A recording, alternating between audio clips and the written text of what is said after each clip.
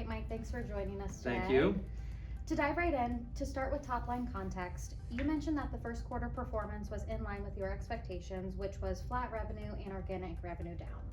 For customers who have delayed spending, are you starting to see that come back? So a couple key indicators we've had really strong bookings. We sold $434 million over the last 2 quarters, Q4 and Q1. So the momentum's really starting to build. I think for us, we really view those bookings turning into revenue at the end of the year as probably the best indicator that things are starting to happen. You know, for us this year, I think diversity is really important. Diversifying amongst institutional, industrial, and data center work as well too. I think that's going to really help us as we go throughout the year. All right. Staying on the topic of demand, you've emphasized bookings in this conversation and in the earnings call.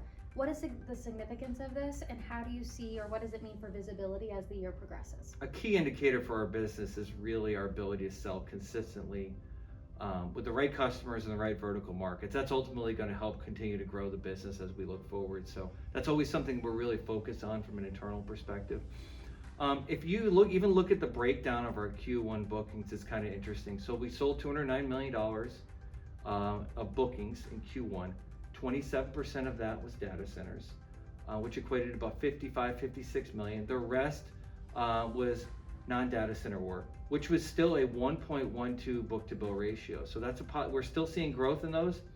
It's just the data centers is essentially laying on a strong foundation from the institutional industrial space. So we learned a lot from last year. I think our ability to diversify is going to be really important as we look forward. I think a good mix for us is a solid mix between institutional, which we consider higher ed, healthcare, industrial, which came a lot from our acquisitions, and data centers or advanced tech type work. That balance is going to help us go forward. Building on that theme, you previously noted, and even today, the more strategic shift towards data center work.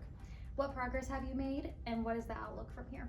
So a little feedback, kind of the history from a data center perspective. So we've been working with a lot of the higher spend, hyperscaler data centers probably the last 8 or 10 years. It's been primarily in the Columbus, Ohio market. What's changed for us? A couple different things. They're spending more money than they spent in the past. And they're now asking us to go to different places than just beyond Columbus. So we're really leaning into it from that perspective. I think for us, it's going to really come down to building that strong national vertical market team. They buy much more nationally than maybe a local higher ed facility, for example. We're creating our national vertical market team to make sure that we have consistency across the board. So the opportunity's there. It also helps us, as I stated before, from a diversity perspective as well too. So we're still learning our way through it, but the spend there and the opportunity, and I think that type of mission critical work really matches what the core capabilities of the company are and what makes us special and differentiated. Absolutely. So shifting gears to execution and profitability, how is the integration of Pioneer Power going? Is it tracking according to expectations? And what are some initiatives to improve margins there? Sure, so it's going really well. It's going exactly to our plan. Last year, after we acquired Pioneer Power in July, was really focused on what we call phase 1 of our integration, system integration. Benefits, people, structure, and most importantly, the ERP transition as well too. So our focus was, let's not complicate things. Let's really focus between July and the end of the year on that phase 1 integration. Phase 2 is creating value. Creating value, we've seen in the past, leads to higher margins. Jake Marshall's a perfect example. There's a slide in our investor deck that kind of talks about the gross margin climb. If you think about where we're at, our goal right now is to plant the seeds in order for margin to really pick up in 2027. We hope to see some pickup in 26. A couple things we're doing. We want to infuse healthcare and data centers within that location. They've got some great customer relationships. They have a great brand, which I think is something we're going to look at as we think about future acquisitions as well too. People brand's really important. Even in Q1 in the earnings, they were able to sell a data center project. And for us, the data center work needs to be at historic margins or higher for Limbach. So diversity vertical markets is going to be really important, building on a strong foundation. Going back and taking a look at relationships, how can we be more customer facing? How can we drive value to create more margins? Who's on what account? What's the best way to look at it going forward? And then I'm saying the last thing is, what can we do from a Limbach perspective? We bring differentiation to the table. How can we apply that to their customers and get their staff trained up and support them? I think it's almost like if we do those things, the margin will take care of itself. Absolutely. Thank you for that.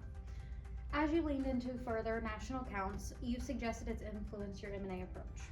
Can you please elaborate on our acquisition strategy, how it's evolving, and what the current pipeline looks like? Absolutely. So last year we really focused on Pioneer Power integration. This year we still want to get some deals done. I think geographic footprint is really one of the most important things for us. Even you think about some of the national vertical market teams, whether it's healthcare, industrial, and data center, I feel like more and more customers are looking for consistency across multiple facilities. We always perform best when it's not a couple hospitals, it's 100 hospitals. I think the same thing applies whether it's industrial or data center.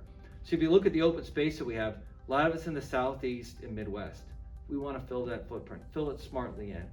So we want to look for great deals that have good cultural fit, people, brand, but we're also thinking about how could we layer national accounts into those as well too. It's going to help the company that we acquire, but it's also going to help the whole portfolio and how all of our locations work together as well too.